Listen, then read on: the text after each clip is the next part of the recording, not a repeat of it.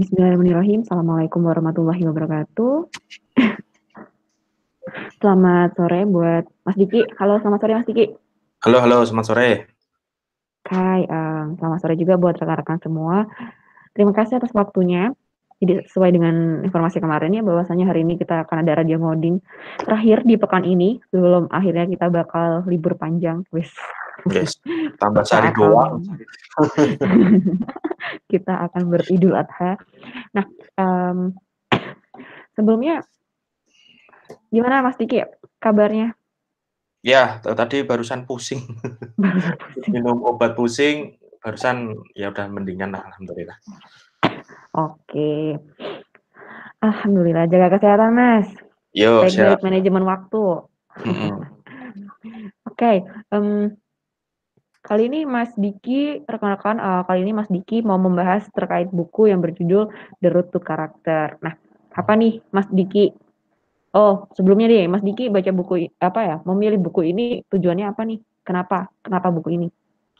Karena ada tulisan bestsellernya. As simple as that ya. Daripada bingung. Oke. Beneran cuman itu? Beneran cuman itu. Masya Allah. Oke, terakhir apa? Bacanya kapan? Terakhir baca ya semalam. Mulainya udah beberapa minggu yang lalu sih. Katam? Belum, sampai bab 2. Ada berapa bab? Ada 10 bab sih. Terus bakal di-review semua sore ini? Enggak dong, nyicil-nyicil dong. Oke deh, karena udah jam segini langsung aja untuk mempersingkat waktu kepada Mas Diki dipersilahkan. Oke, terima kasih waktunya Mbak Nurul. Jadi ini bukunya terjemahan sih sebenarnya. Penulisnya itu Pak David Brooks, nggak tahu orang mana. Tebal halamannya 377 dan saya baru sampai halaman berapa ya? Halaman 66, itu udah sampai masuk bab 2. Penerbitnya itu Gramedia, harganya lupa udah berapa. Nah, buku ini tuh kalau judul aslinya tuh The Road to Character, tapi terjemahannya itu karakter-karakter yang menentukan kesuksesan dari Pak David Brooks. Nah, itu ada salah satu testimoni dari Malcolm Gladwell ya, dia bilang ini buku orisinal dan membuka mata. Dan buku ini sebenarnya isinya melatih kita ya untuk membentuk karakter, dan karakter seperti apa yang dibentuk itu sebenarnya satu sih kuncinya kalau aku baca sampai sejauh ini ya, adalah karakter kerendahan hati. Nah, tapi penjelasan buku ini bukan tentang teori, bukan tentang psikologi, tapi penjelasan buku ini adalah semacam sekumpulan kisah nyata dan biografi dari orang-orang yang memiliki karakter-karakter yang kalau buku ini bilang yang menentukan kesuksesan. Karakter-karakter, kalau saya yang mencerna sih karakter-karakter yang karakter orang dulu ya, orang-orang zaman dulu yang menunjukkan kerendahan hati yang sangat luar biasa. Nah, dulu saya juga sempat di Javan juga sempat diminta ikut training, namanya training grounded ya. Jadi training yang apa ya, grounded itu kalau bahasa Indonesianya mungkin yang sangat dalam tanda kutip merendahkan hati ya, bukan rendah diri tapi merendahkan hati. Di situ ada yang ngajar itu namanya Coach Fahmi, beliau bilang orang sukses itu adalah orang yang bisa humble atau rendah hati secara ekstrim. Tapi beliau bilangnya tuh ekstrim rendah diri itu. Dia menekankan rendah hati, dia menekankan kata-kata ekstrim itu. Nah, di situ saya juga tertarik sih dengan kerendahan hati ini. Nah, pendahuluan ya. Ini ada ya, Pak Brooks ini namain konsepnya tuh Adam 1, Adam 2. Ya nggak tahu ya kenapa Adam ya, mungkin karena nabi pertama. Tapi Pak Brooks ini bukan muslim. Nah, Adam 1 itu berorientasi eksternal. Itu contohnya ya dia adalah pribadi yang memperhatikan sekali sesuatu yang ada di luar diri dia. Jenjang karir yang tinggi dan kesuksesan duniawi lah. Ya, dia duniawi oriented gitu. Dia selalu berpikir kebahagiaan itu ditentukan oleh apa yang bisa dia capai secara eksternal, apa yang dia capai, apa yang berhasil dia dapatkan di luar dirinya gitu. Kalau dua contoh ini ya jenjang karir yang tinggi gitu. Terus mungkin kalau kita masih kuliah dulu ya dapat predikat cum laude. Nah, itu yang menentukan kebahagiaan dia. Dan itu menjadi tujuan utama hidupnya. Terus ada Adam 2, lawannya, itu berorientasi internal. Apapun yang terjadi di luar tidak akan mempengaruhi diri sendiri. Nah, buku ini lebih mengarahkan kita untuk menjadi pribadi seperti yang dinamakan oleh Adam 2. Jadi, di sini kali penjelasan berikutnya. Nah, di sini ya, ada bab pergeseran ya. Ini contoh yang sangat jelas sih. Sekarang ini misal itu kalau teman-teman lihat sepak bola, meskipun sekarang sepak bola ada beberapa yang nggak ada penontonnya ya, penontonnya tuh nggak boleh karena pandemi. Kalau mencetak gol, mereka selalu berselebrasi. Bahkan kalau sering teman-teman, khususnya laki-laki ya lihat YouTube, selebrasi itu kadang ada yang sangat berlebihan sampai diberi kartu kuning, bahkan kartu merah oleh wasit. Karena mencerminkan tindakan yang kurang etis sebagai seorang atlet yang menjunjung tinggi sportivitas. Nah, tapi dulu itu di sini diceritakan di bab 1 pergeseran, itu adalah ada salah satu negara pemenang Perang Dunia Kedua, itu beberapa petingginya diminta untuk melakukan siaran radio ya. Karena ini seperti yang tak bilang tadi, sampel story-nya itu cerita-cerita zaman dulu, biografi juga. Nah, justru mereka sebagai pemenang Perang Dunia Kedua itu ketika mengisi acara radio untuk membahas tentang kemenangannya, mereka tidak beryuforia, tidak berselebrasi, para pemenang Perang Dunia ini. Mereka justru merasa rendah hati dan takut ya, dalam tanda kutip, karena kemenangan mereka ini sebenarnya bisa dibilang juga melukai orang lain yang dalam hal ini berada pada pihak yang kalah. Nah, itu salah satu pergeseran ya, mengenai apa yang didapat dan bagaimana cara berekspresi. Jadi kalau sekarang orang-orang lebih cenderung beryuforia gitu kalau mendapatkan suatu kemenangan, suatu kebahagiaan itu. Tapi kalau zaman dulu, ketika ada contoh kasus ini, ketika Perang Dunia Kedua dimenangkan, ya mereka tidak beryuforia, mereka tidak mengadakan selebrasi, tidak mengadakan pesta, justru mereka berprihatin. Gitu. Dan itu sudah terjadi pergeseran. Terus saya yang kecil dibanding versus saya yang besar. Gitu. Nah, itu tuh kalau di buku ini, saya sambil buka-buka lagi biar nggak lupa.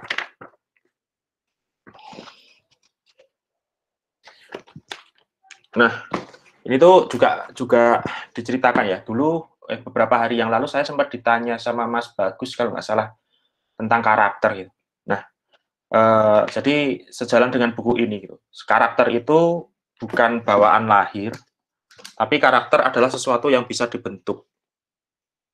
Nah, dibentuknya itu ini ada kurva U ya. Jalan kerendahan hati untuk menuju kurva U. Kurva U itu artinya gini, tingkat kerendahan hati ya. Pertama itu ada kurva U gitu bentuknya. Itu menunjukkan kerendahan hati. U kan awalnya ada di puncak ya. Dia tuh masih cukup tinggi hati. Terus suatu perjalanan hidup membawa dia menjadi seseorang yang merasa rendah atau terkucilkan. Dia turun. Nah, seseorang yang pernah merasa dikucilkan sehingga dia merasa rendah dan dia berhasil untuk bangkit lagi menuju ke puncak, balik lagi ke puncak, gitu. Itu adalah orang yang cenderung bisa mendapatkan karakter rendah hati yang apa ya istilahnya ideal gitu. Tapi kalau orang itu nggak bisa bangkit lagi, ya dia akan menjadi rendah diri. Rendah diri itu ya dia minder, malu, terus apa lagi ya? Ya dia merasa nggak selevel dengan lingkungannya.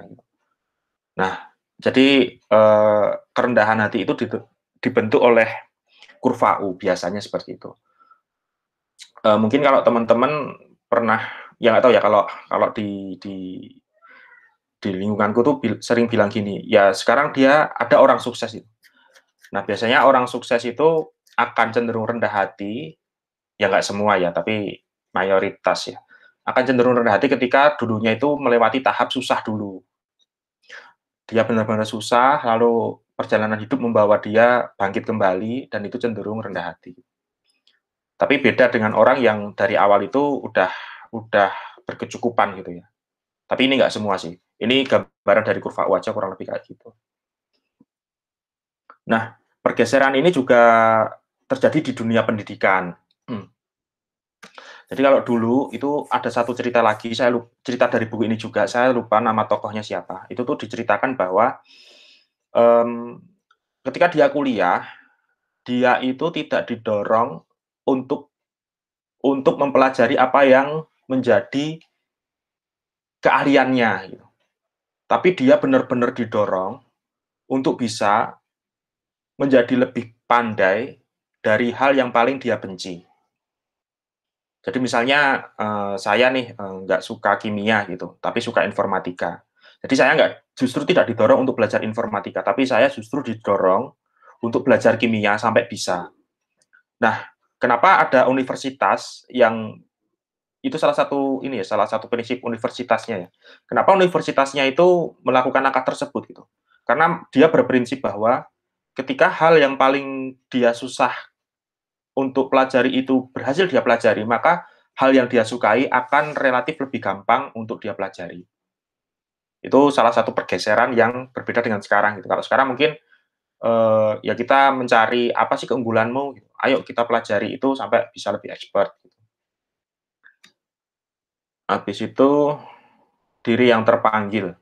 Nah ini malu kisah kebakaran gedung. Nah ini dulu diceritakan ada suatu gedung tekstil yang terbakar, tapi gedungnya itu bukan pabrik yang luas ya, tapi gedungnya itu seperti semacam kantor yang dia bertingkat-tingkat sampai tingkat 11.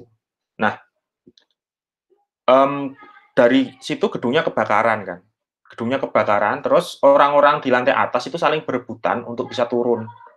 Bahkan orang sampai sudah ada di pinggir jendela dan dia didorong oleh orang-orang yang ada di belakangnya gitu sampai jatuh dan meninggal. Nah, terus ini kebakaran hebat yang menjadi salah satu berita nasional kalau nggak salah di Amerika. Nah, orang-orang yang selamat itu diwawancarai, bagaimana Anda bisa selamat gitu. Nah, dia tuh tidak menceritakan dengan bangga ya, tapi dia menceritakan dengan malu. Saya selamat nih, tapi saya malu bisa selamat. Karena ini ternyata mereka mengorbankan orang lain. Ketika berdesakan lari ya menuju pintu keluar, yang laki-laki itu sampai menendang, memukul, menjatuhkan, menarik perempuan-perempuan yang ada di depan yang menghalangi jalannya. Jadi mereka akhirnya merasa malu. Terus ada bab dipanggil, panggilan hidup, masa kecil yang berat, dan kekuatan yang lembut. Nah, saya mau highlight yang masa kecil yang berat itu. Nah, ini sebenarnya saya juga di buku ini tuh nggak dijelaskan secara gamblang ya, tapi kita tuh diminta untuk mengambil hikmahnya sendiri sih dari cerita-cerita yang dikumpulkan di sini. Jadi masa kecil yang berat itu tuh ada contoh anak kecil gitu, anak kecil pakai topi ini ya, topi zaman dulu yang kayak topi koboi gitu. Dia merasa dirinya ganteng. Terus dia cerita ke ibunya, "Bu, saya pakai topi ini dan saya terlihat menarik." Nah, justru ibunya itu tidak memuji dia, tapi justru sebaliknya mencela ya dalam tanda kutip itu. Mencela justru. Jadi di ibunya itu mengajarkan bahwa kita itu nggak perlu kok terlihat baik gitu, terlihat sempurna, tapi dengan kekurangan atau hal yang tidak kita miliki, kita bisa menjadi hebat. Kurang lebih kayak gitu yang dididik ya, yang dididik oleh orang tua terhadap anaknya itu. Tidak pernah memuji anaknya gitu. Ya kamu tuh apa adanya kayak gitu, tapi kamu nggak boleh minder. Kamu nggak perlu kok menunjukkan bahwa kamu tuh hebat gitu. Bahwa kamu tuh ganteng, bahwa topimu bagus. Tapi dengan kamu nggak punya itu, ya kamu harus bisa apa ya, ya bisa bangga gitu. Habis itu kekuatan yang lembut, ini baru tak baca semalam. Saya tak ulang lagi.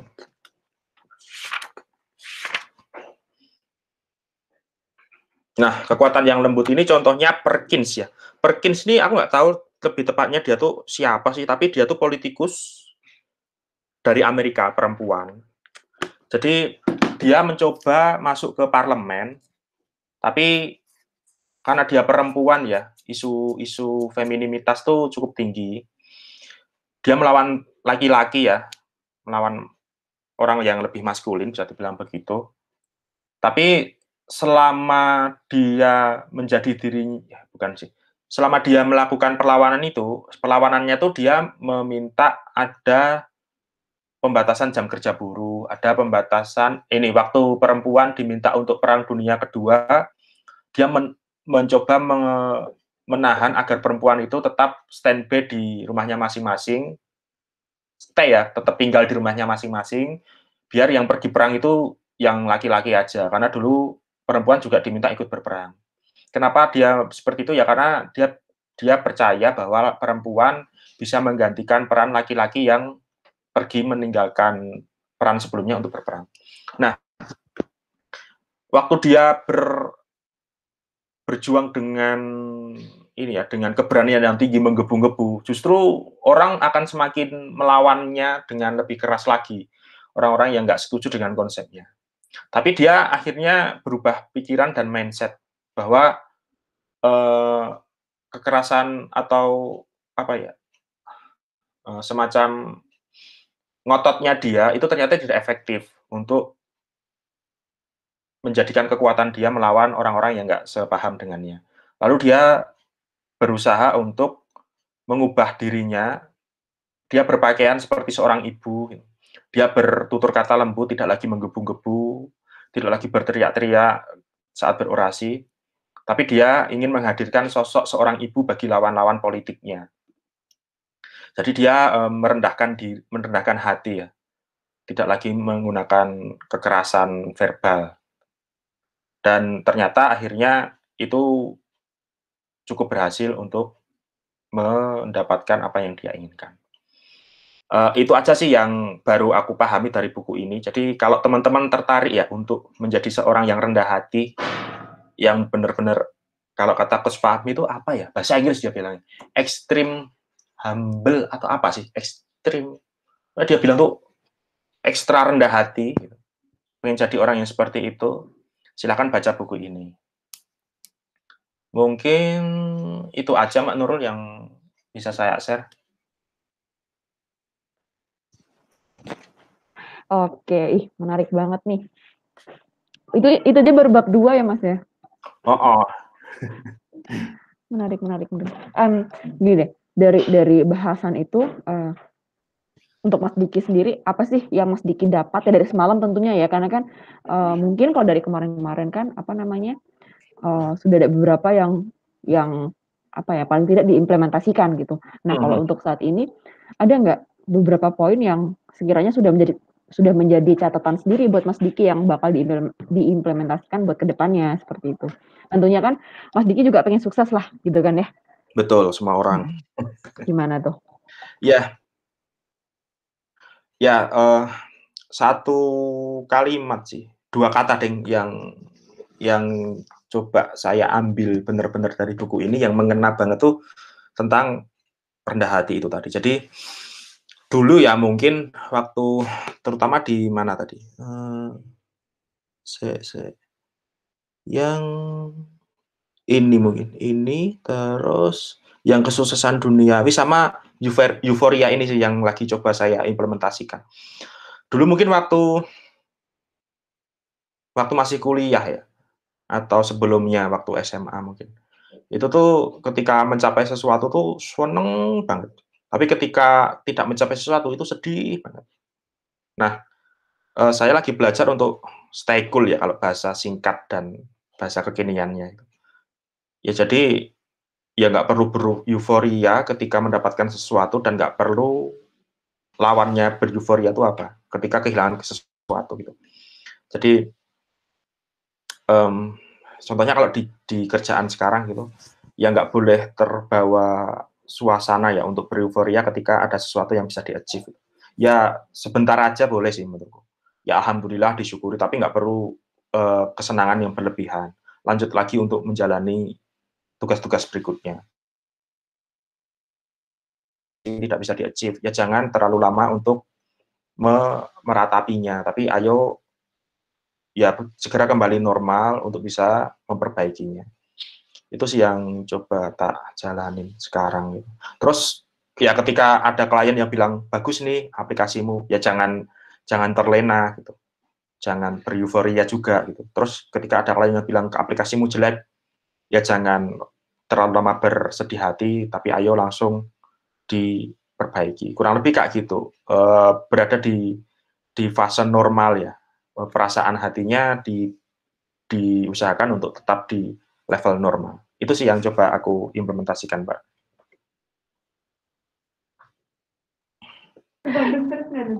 Oke. Dari teman-teman ada yang mau tanya nggak nih? Ada yang mau tanya? Ada yang mau tanya? Nggak ada? Oke. Nah, terus itu tadi kalau untuk diri Mas Diki sendiri ya. Ya, oke. Karena mungkin di sini baru selesai semalam, jadi Mas Diki belum menerapkan sehingga belum ada saran yang secara real dalam arti sudah dibuktikan oleh Mas Diki. Tapi di sini kalau Mas Diki melihat nih untuk rekan-rekan semua nih, tentunya ya tadi seperti apa yang Mas Diki bilang bahwasannya semua ingin sukses seperti itu ya. Nah, kalau dari Mas Diki sendiri apa nih yang pengen disampaikan khusus untuk Javan nih, bahwasanya semua tim Javan ini harus sukses dalam bidangnya masing-masing gitu. Poin-poin apa ya? Poin utamanya tuh harus apa sih dari buku ini seperti itu? Oke, untuk bisa sukses ya. Ya, balik lagi kalau di buku ini sih, nggak tahu ya, kemenangan perang dunia itu apa ya yang selevel ya dengan kemenangan perang dunia ya. Karena kan apa Piala Dunia sepak bola. Tapi nggak tahu ini perang ya kayaknya lebih besar sih dari sepak bola yang levelnya Piala Dunia gitu. Ya mungkin ini kerendahan hati ini juga sebenarnya bentuk dalam tanda kutip ya tidak cepat puas diri, bisa juga dengan dikatakan seperti itu. Lihat aja gitu sampel cerita dari euforia kemenangan Perang Dunia Kedua. Orang yang berada di pihak pemenang pada Perang Dunia Kedua, mereka saja tidak bereuforia sebesar itu. Justru mereka menunjukkan kerendahan hati. Ini bisa jadi ya kita sebenarnya kemenangan sebesar Perang Dunia Kedua pun ini tidak cukup besar ya untuk memuaskan diri gitu. Bisa dibilang seperti itu sih. Jadi ayo kemenangan-kemenangan kecil kita jangan dijadikan pemuasan diri juga. Dan kita nggak perlu berlebihan bereuforia. Karena apa? Ya karena kita berharap kemenangan lain yang akan datang dan yang lebih besar. Jadi teman-teman mungkin kalau untuk implementasi di Javan, ya ketika berhasil achieve sesuatu, jangan puas, jangan bereuforia terlalu besar, ya sudah diamini saja, diterima saja dengan cepat, euforianya dipercepat gitu agar bisa kembali lagi fokus untuk mendapatkan achievement berikutnya. Mungkin itu Mbak yang bisa diimplementasikan dari buku ini. Oke, wah menarik banget Mas Diki. Makasih. Ini bukunya buku atau e-book? Buku. Buku ya. Oh tadi bilang di Gramedia ya. Lihat dong covernya. Geser ke kiri. Set. Ya dikit aja. Nah mantap. Oh seperti itu teman-teman bukunya. Menarik sih bahasannya. Oke, karena udah jam 17.01, closing statement dari Mas Diki nih. Ya, ayo berendah hati, udah gitu aja. Mantap, ayo berendah hati. Oke, kalau kayak gitu terima kasih buat Mas Diki, terima kasih buat rekan-rekan semua. Sampai ketemu lagi di hari Senin ya, setelah libur panjang. Tetap jaga jarak, jaga kesehatan, jangan berkerumun. Libur panjang, wah. Sehari doang, Pak, tambahnya. Dia bilang libur panjang. Lah, libur panjang kan cuma 1 minggu, Pak. Libur panjang, Pak, bukan diperpanjang. Oke, terus Sampai ketemunya Senin, besok nggak ya? Ya enggak, maksudnya kan radio ngodingnya ketemunya Senin. Wah, Bapak nggak pernah ikut closing di hari Rabu nih. Oh, ini Rabu ya? Wah. Kayak Selasa ya. Kan besok nggak ada, Pak. Tiap hari temboknya warnanya sama, jadi tanggal ini. Oke deh. Oke, yang terakhir jangan lupa untuk ngisi timesheet-nya dulu sebelum punch out buat teman-teman. Terima kasih buat semuanya, tetap jaga kesehatan, besok libur panjang, berbijaklah dalam mengarahkan diri, jangan berkeramaian. Saya tutup radio ngoding pada sore hari ini. Wassalamualaikum warahmatullahi wabarakatuh dan selamat sore. Sama.